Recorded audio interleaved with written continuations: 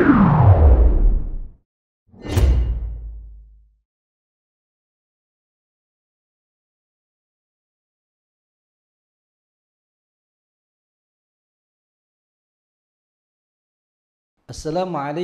warahmatullahi wabarakatuh. Alhamdulillahilladzi 'allamal insana ma lam ya'lam. Wassalatu wassalamu ala asyrafil anbiya'i wal mursalin sayyidina Muhammadin wa ala alihi wa ashabihi ajma'in. Amma ba'du. Qalu subhanaka la ilma lana illa ma 'allamtana innaka antal alimul hakim.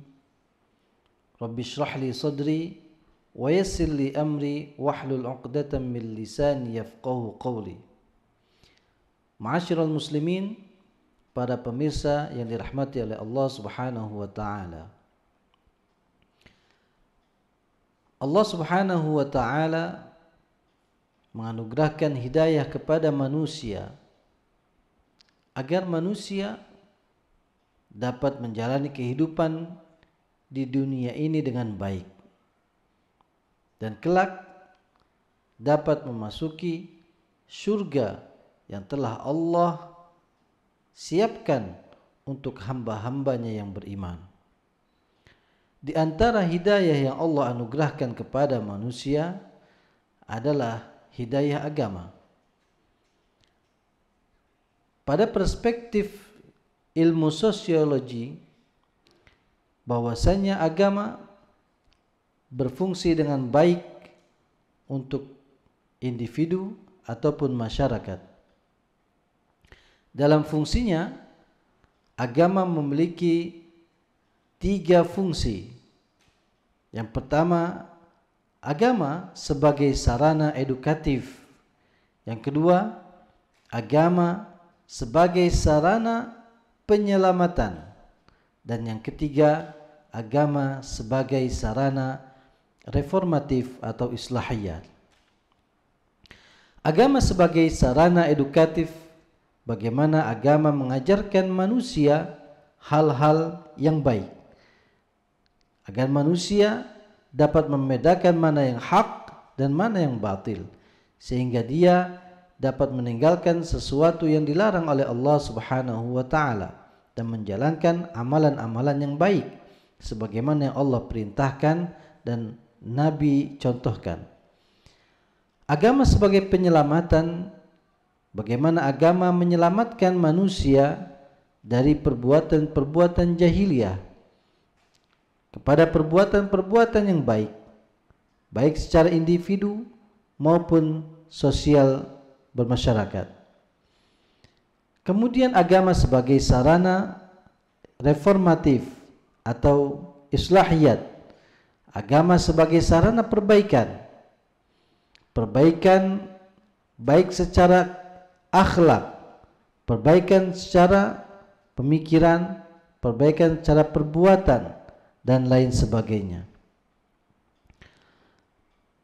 Dalam sarana yang ketiga ini, agama sebagai sarana perbaikan atau islahiyat, sarana reformatif bagi umat manusia.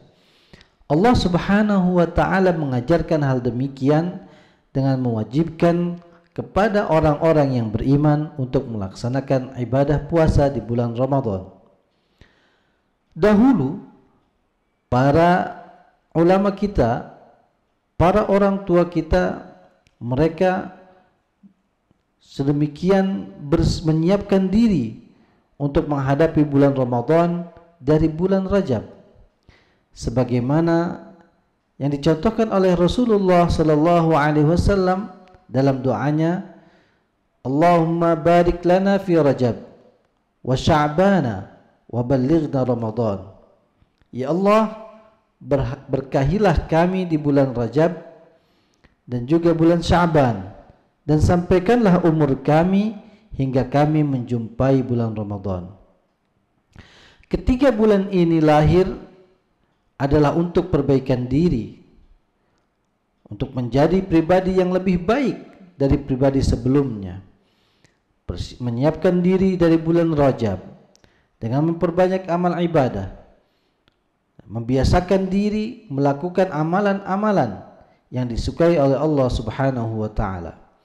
Dilanjutkan di bulan Sya'ban sebagaimana yang dicontohkan oleh Rasul, bahwasanya beliau juga banyak melakukan amalan puasa di bulan Sya'ban. Kemudian dilanjut di bulan Ramadan, di mana bulan Ramadan adalah bulan Allah mewajibkan puasa kepada seluruh umat manusia sebagaimana syariat Nabi Muhammad SAW. Allah mewajibkan puasa di bulan Ramadan sebagai upaya untuk perbaikan manusia secara lahiriah maupun batiniah.